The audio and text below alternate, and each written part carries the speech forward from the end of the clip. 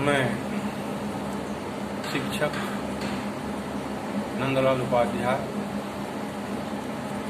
सहायक अध्यापक, जनता सहयोग, इंटर कॉलेज मई खड़गपुर, आजमगढ़। आज मैं अंग्रेजी पढ़ने वाले छात्रों को डायरेक्ट से इनडायरेक्ट नरेशन में बदलने के लिए प्रोनाउन परिवर्तन संबंधी बातों को बताएंगे। रिपोर्टिंग वर्ब यानी इन्वर्टेड कामा के पहले वाला भाग, रिपोर्टेड स्पीच इन्वर्टेड कामा के अंदर वाले भाग को जब हम इनडायरेक्ट में बदलते हैं तो प्रोनाउन किस आधार पर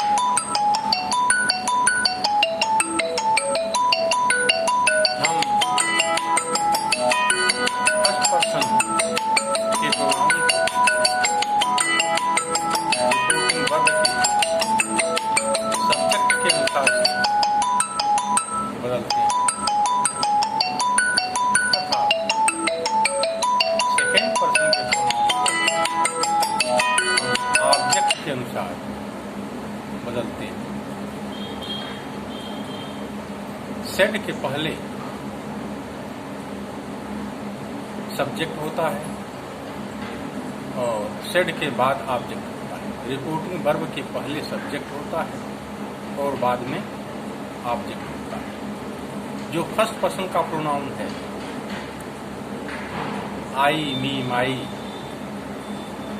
वी, यस, आवर, इसको हम सब्जेक्ट के अनुसार बदलते हैं। सब्जेक्ट के नंबर, जेंडर, पर्सन के अनुसार बदलते हैं। और सेकेंड पर्सन के प्रोनाउन को यू, योर्स को हम रिपोर्टिंग वर्ब के ऑब्जेक्ट के अनुसार बदलते हैं। जैसे I said I do not like that book. Direct से इनडायरेक्ट नरेशन में बनाते समय रिपोर्टेड स्पीच के फर्स्ट पर्सन के pronoun I, me, my, we, us, ours को रिपोर्टिंग वर्ब के सब्जेक्ट कर्ता के पर्सन, नंबर और जेंडर के अनुसार बदलते हैं। जैसे है आई said I do not like that book. जब इसको इनडायरेक्ट में बदलेंगे तो आई सेड के बाद कोई ऑब्जेक्ट नहीं है, इसलिए सेड को हम सेड ही रहने देते हैं और कामा इन्वर्टेड कामा को हटाकर हम दैट कंजंक्शन लगा देते हैं। फिर है फर्स्ट पर्सन का प्रोनाउन आई। तो आई को किसके अनुसार बदलेंगे? आई सेड के आगे आई है। आई क्या है? सब्जेक्ट। तो हम आई को आई के अनुसार बदल दिए तो हो गया दैट आई। अब पूर्व में टेंस परिवर्तन के विषय में भी बताया गया था। Do not like that book present indefinite tense है, तो present indefinite past indefinite tense में चला जाएगा तो हो जाएगा डू का did. I did not like that book, comma inverted comma हटा दो। इसी प्रकार दूसरा उदाहरण है you said I am learning my lesson. You said I am learning my lesson. तो यू यहाँ सब्जेक्ट है, सेड के बाद कोई ऑब्जेक्ट नहीं है, इसलिए हम इनडायरेक्ट बनाते समय you said comma inverted comma को हटा करके दैट कंजंक्शन लगा देंगे। इसके बाद आई है फर्स्ट पर्सन का प्रोनाउन और सब्जेक्ट में क्या है? सेकेंड पर्सन का प्रोनाउन यू। तो आई जो है यू के अनुसार बदलेगा, यू के पर्सन, नंबर और जेंडर के अनुसार बदल दिया जाएगा। तो आई का दैट के बाद यू हो जाएगा। आई एम लर्निंग माई लेसन, यह प्रेजेंट कॉन्टिन्यूअस टेंस में है, तो यह पास्ट कॉन्टिन्यूअस टेंस में चला जाएगा यू के अनुसार। वी आर लर्निंग माई का योर लेसन, क्योंकि यहाँ सब्जेक्ट में यू है तो यू के नंबर जेंडर पर्सन में आई और माई को बदल दिया जाए। तो यू हो गया, आई हो गया यू और माई हो गया यो। इसी प्रकार से Sita said I read my book every day. तो सीता यहाँ सब्जेक्ट है और आई फर्स्ट पर्सन है, माई भी फर्स्ट पर्सन है, इसलिए हम सीता के अनुसार सब्जेक्ट के अनुसार लेंगे। तो सीता सेड दैट, आई हो जाएगा सीता यानी शी,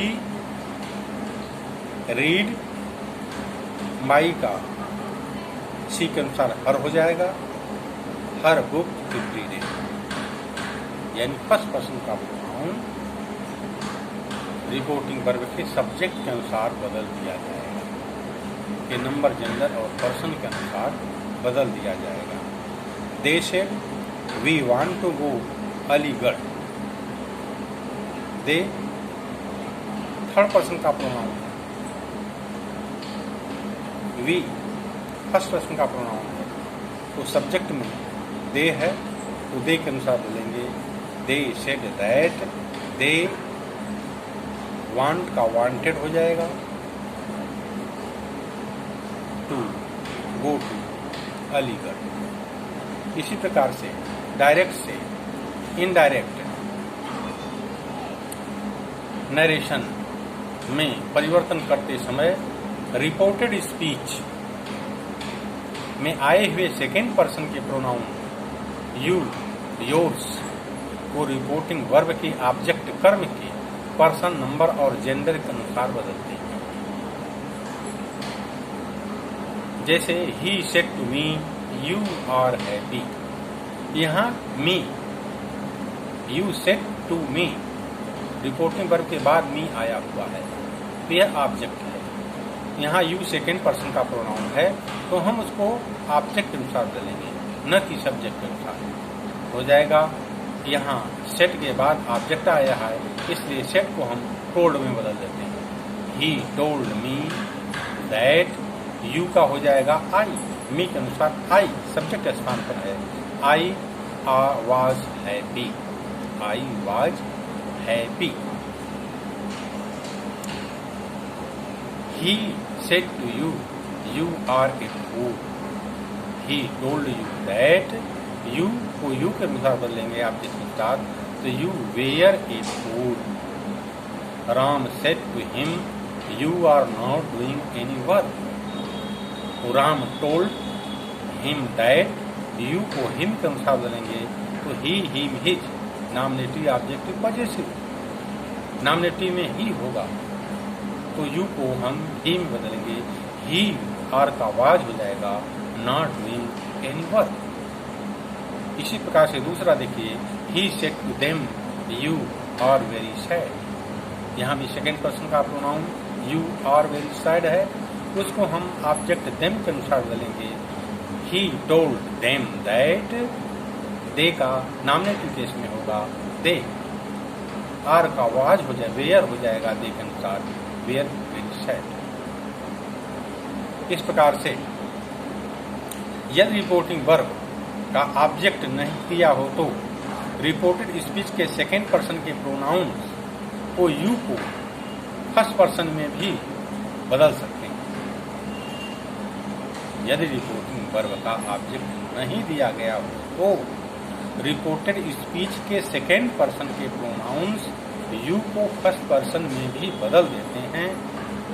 जैसे Ram said you should work hard. यहाँ राम सेड के बाद कोई ऑब्जेक्ट नहीं है और रिपोर्टेड स्पीच में यू सेकेंड पर्सन का प्रोनाउन दिया गया है, इसलिए यहाँ अपने मन से हम कोई ऑब्जेक्ट रखकर उसके अनुसार हम सेकेंड पर्सन के प्रोनाउन को बदल देते हैं। जैसे यहाँ रखिए ही राम सेड टू मी, हो जाएगा राम टोल्ड मी दैट। अब यहाँ मी के अनुसार यू हम अपने मन से कोई प्रोनाउन रख लेते हैं किसी पर्सन का और उसके अनुसार हम सेकेंड पर्सन के को बदल देते हैं। तो मी रख दिए तो मी के अनुसार दैट आई हो जाएगा आई शुड वर्क हार्ड। स्पष्ट है कि रिपोर्टिंग वर्ब का ऑब्जेक्ट न होने पर रिपोर्टेड स्पीच के सेकेंड पर्सन के प्रोनाउन को आशय अथवा संदर्भ के अनुसार फर्स्ट पर्सन या थर्ड पर्सन किसी में भी बदल देते हैं। एजे थॉमस तथा एवी मार्टिनेट की ए प्रैक्टिकल इंग्लिश ग्रामर में दिए गए वाक्यों से यही बात प्रकट होती है। यू का प्रयोग किसके लिए है तो उसके पर्सन के अनुसार बदल देते हैं। He said you can go to your house Anand. अब यहाँ देखिए ऑब्जेक्ट लास्ट में कामा दे करके दिया गया है, तो उसको हम ही टोल्ड आनंद दैट, आनंद के अनुसार यू सेकेंड पर्सन ही हो जाएगा। He could go to his house. यदि रिपोर्टिंग वर्ब के बाद किसी ऑब्जेक्ट का प्रयोग नहीं हुआ है तो रिपोर्टिंग वर्ब के पश्चात थर्ड पर्सन के प्रोनाउन का प्रयोग करके ऑब्जेक्ट बना देते हैं तथा उसके अनुसार रिपोर्टेड स्पीच में प्रयुक्त सेकेंड पर्सन के प्रोनाउन को थर्ड पर्सन में बदल देते हैं। जैसे Ram said you should work hard, Ram told him that he should work hard. Direct से इनडायरेक्ट नरेशन में परिवर्तन करते समय रिपोर्टेड स्पीच में आए हुए थर्ड पर्सन के प्रोनाउन जैसे he, she, it, they, his, her, hers, theirs, them में कोई परिवर्तन नहीं किया जाता है। नाउन को सदैव थर्ड पर्सन में मानते हैं।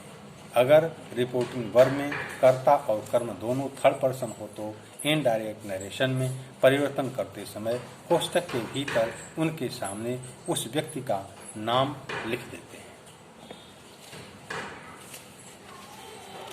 इस प्रकार से हम देखते हैं कि फर्स्ट पर्सन के प्रोनाउन को हम